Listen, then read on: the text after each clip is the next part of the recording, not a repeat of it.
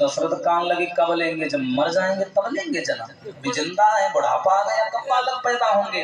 बोले ऐसे नहीं होंगे, एक काम करो, जो विभंडक ऋषि के पुत्र हैं जिनका नाम है श्रृंगी ऋषि, इनको अपने घर में बुलवाओ और पुत्रेष्टि यज्ञ रचवाओ, तब बालक पैदा होंगे। तो श्रृंगी ऋषि वशिष्ठ बुलावा और पुत्र काम शुभ यज्ञ करावा। अपने घर में यज्ञ शुरू हुआ। कुछ लोग कहते हैं नारियों को हवन में बैठने का अधिकार नहीं है, ऐसा नहीं है। रामायण में सीधा प्रमाण है। तीनों रानियां दशरथ की और स्वयं महाराज दशरथ, तीनों रानियों का गठबंधन किया गया दशरथ के साथ में, और चौपाई भी लिखी है, भगत सहित मुनि आहुति दीन है और प्रकटे अग्नि चारु कर लीन है। भगत शब्द आया, भगत कौन है? राजा दशरथ और तीनों रानियां भगत सहित, यानी तीनों रानियां और दशरथ के सहित सबने यज्ञ भगवान को आहुतियां प्रदान की और प्रगटे अग्नि चारु कर लीन है।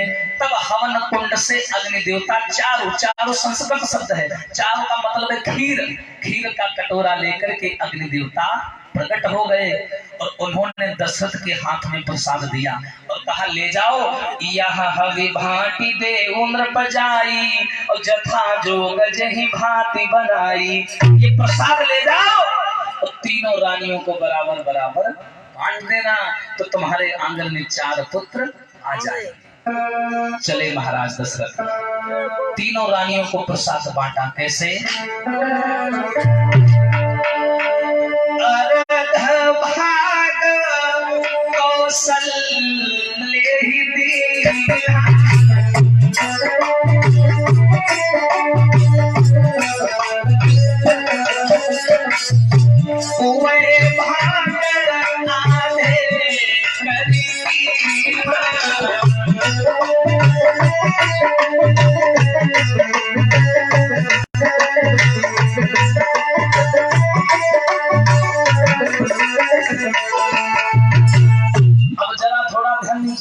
जैसे मान लीजिए ये खीर का कटोरा है, ठीक है, अर्ध भाग महाराज दशरथ ने क्या किया, प्रसाद के 2 भाग किए, 2 भाग। जैसे ये कटोरा है, ये प्रसाद है, इसके 2 भाग किए, अर्ध भाग कौशल्य ही दीन्हा, अब बच गया आधा, और वह भाग आधे करी कीन्हा।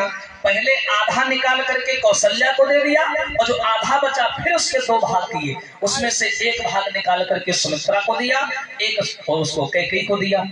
कौशल्या ने सोचा कि हम सबसे बड़े हैं तो हमको सबसे ज्यादा मिल गया, तो कौशल्या ने अपने में से थोड़ा प्रसाद निकाल करके सुमित्रा को दे दिया और सुमित्रा ने अपने में से थोड़ा निकाल करके कैकेयी को दे दिया। और इस प्रकार तीनों रानियों ने बराबर बराबर भाग ग्रहण कर लिया। बोलिए सच्चिदानंद भगवान की।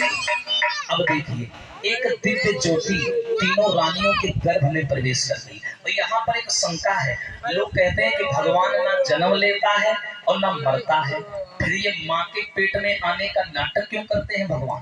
भाई इसमें प्रसाद खाने की क्या जरूरत थी? माँ को गर्भ में प्रसाद क्यों जाना था? ऐसा नहीं है, संसार का ये नियम है, चाहे वो नर हो या नारायण हो, ये संसार का नियम है और ये प्राकृतिक नियम है कि जिस व्यक्ति को दुनिया में आना है तो दुनिया में आने से पहले माँ के पेट में आना ही पड़ेगा। या आप नाटक करके आओ, चाहे अप्रत्यक्ष रूप में आओ, चाहे प्रत्यक्ष रूप में आओ, कैसे भी आओ, और ये संसार का नियम है कि दुनिया में आने से पहले माँ के पेट में आना ही पड़ेगा। इसीलिए भगवान ने ये नाटक किया, तीनों रानियों ने गर्भ को धारण किया। बोलिए राघवेंद्र सरकार की। बोलेंगे ताली बजा करके सभी भक्तों, कैसे भगवान राम आए, बड़ा आनंद आएगा। खो दिया मैंने पाकर किसी को, आग लग जाए इस जिंदगी को, खो दिया मैंने पाकर किसी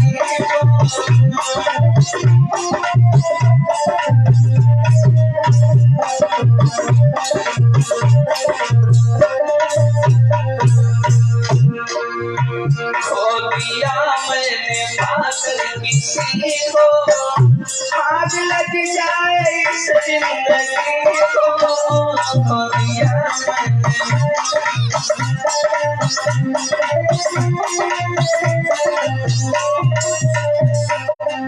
और राम लक्ष्मण का पहरा रहे